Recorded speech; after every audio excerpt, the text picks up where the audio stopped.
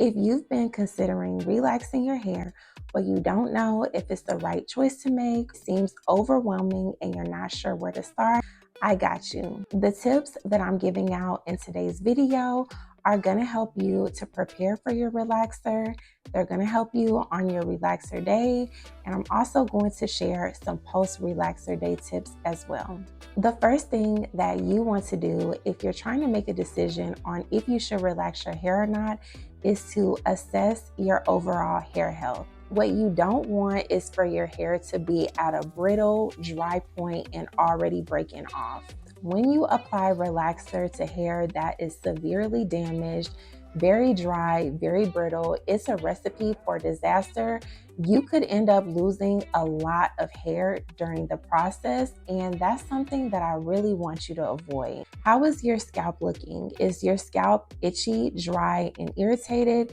If so, I would encourage you to wait a little bit before applying the relaxer. You're either not going to be able to fully process your relaxer because you're not going to be able to stand the pain and it's going to be burning, or you could experience chemical burns from the open wounds that you have on your scalp. My hair was damaged and I relaxed it anyway, thinking that the relaxer was going to solve my problems, but all it did was make my hair worse and dry my hair out even more. I've also applied relaxer to my scalp knowing that my scalp was itchy and irritated, and I was left with severe chemical burns. My scalp was oozing, I had pus.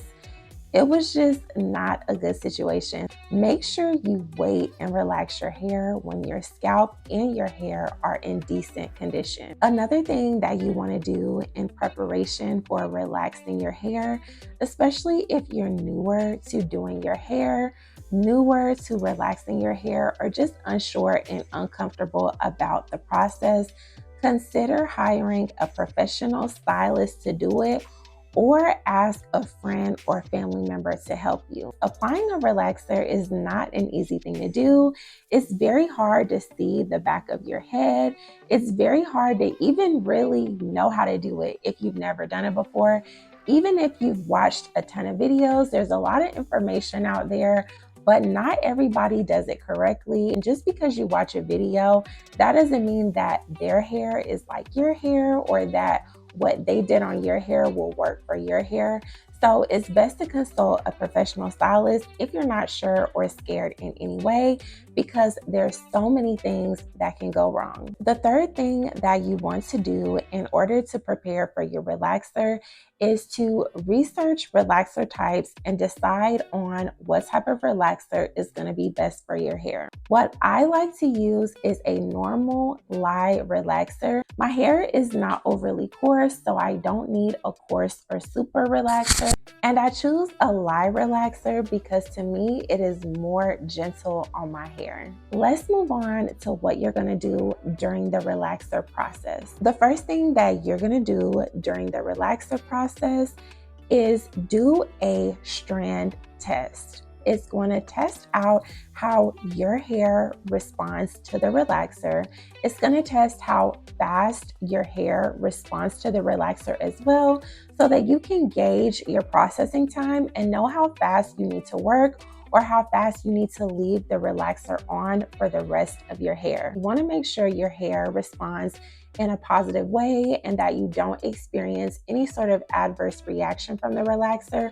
But this is also going to help you with your timing so that you know how to pace applying your relaxer and moving throughout the entirety of your head to make sure that you get everything applied in a good amount of time and enough time so that the relaxer actually processes and does what you want it to do so that you can have the desired results.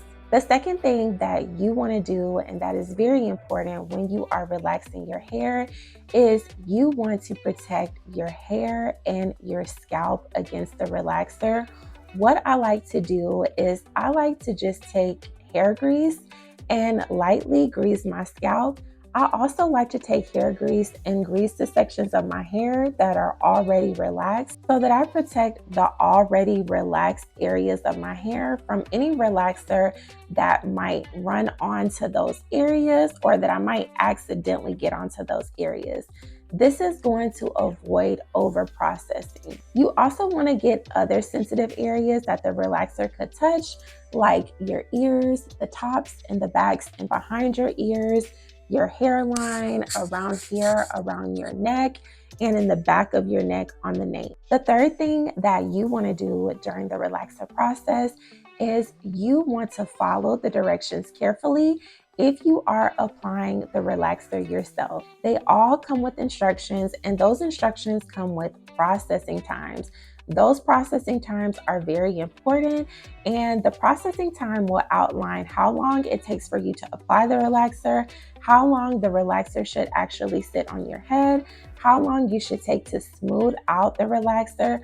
Please take heed to those processing times, because what that's going to do, that is going to help to prevent you from over processing your hair. Your hair is going to be left weak, stringy, thin, and that's just not something that you want. That is not a good look. So let's try to stick to those processing times. You also don't want to have any hair loss or any burning issues like that, which could be a result from leaving the relaxer on as well.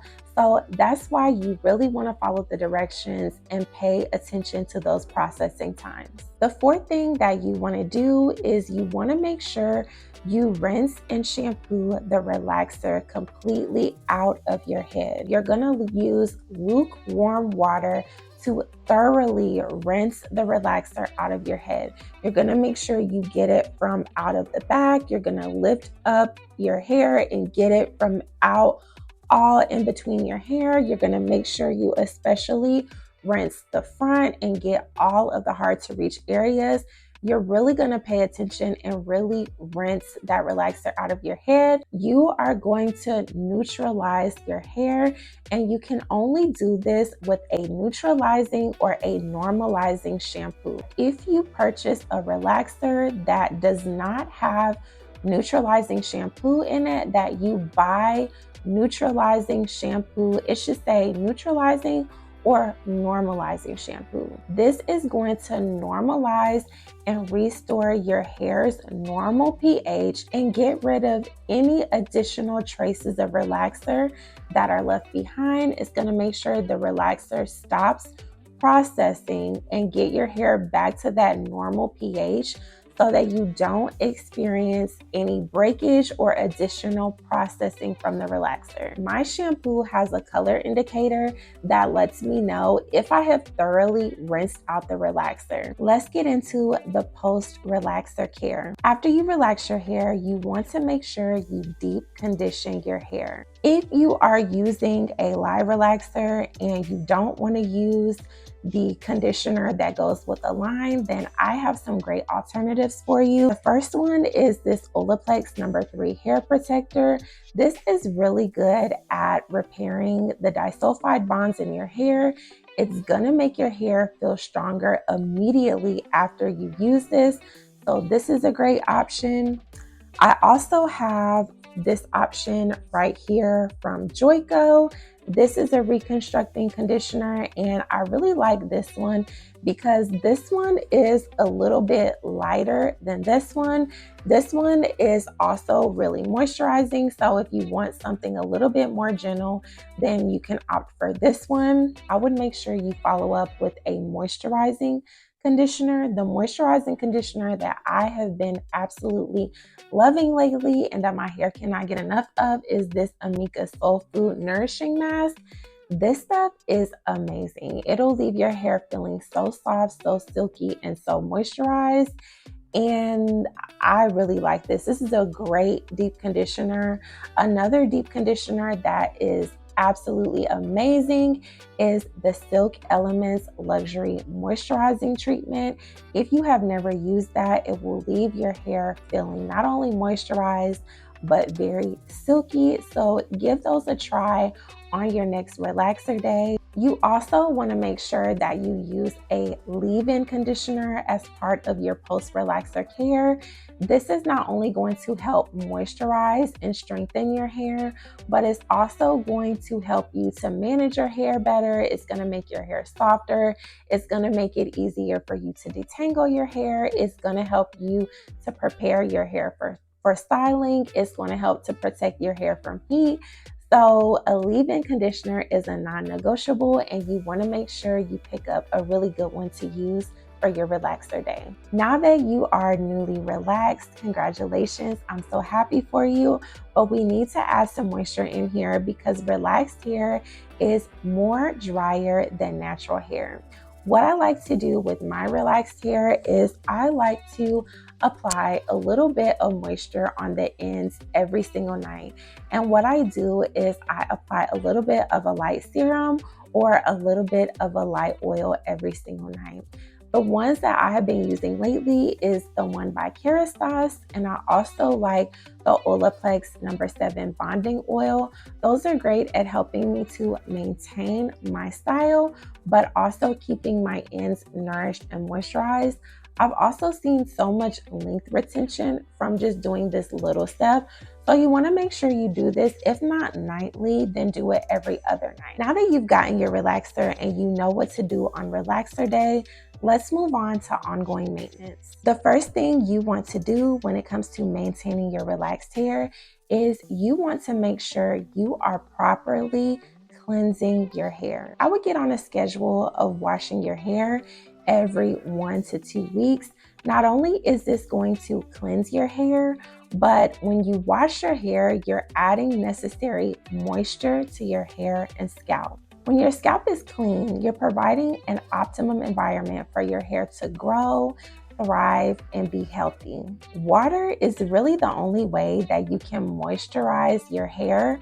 So washing your hair adds the necessary moisture that you need to prevent your hair from being dry and brittle and to prevent your scalp from being dry and flaky. The second thing you want to do when it comes to ongoing maintenance with your relaxed hair is avoid overlapping your relaxers.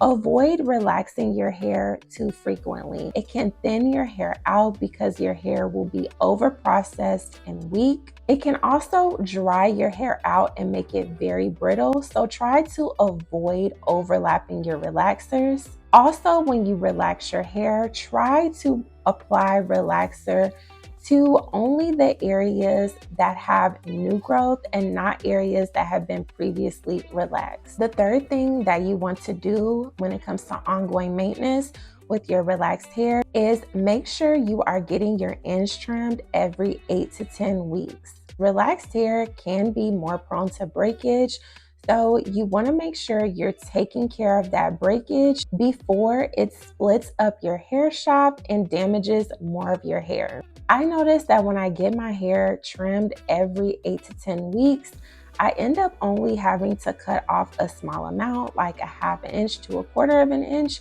versus when I wait longer, I've had to cut upwards to 1 to 3 inches. The fourth thing you want to do with your relaxed hair as a part of ongoing maintenance is to avoid styles that have too much tension. Styles with too much tension are not good because over time, they will thin your hair out and cause patterns of breakage. Ponytails that are too tight, braids that are too tight, wearing a lot of wigs, or just really constricting my hair at all.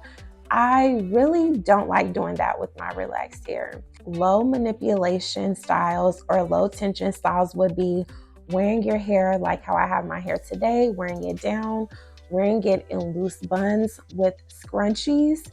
So not using like those harsh hair ties, but using a scrunchie to secure your hair and using a scrunchie to form the bun. That's a good low tension and protective style. Also using claw clips to keep your hair out of the way.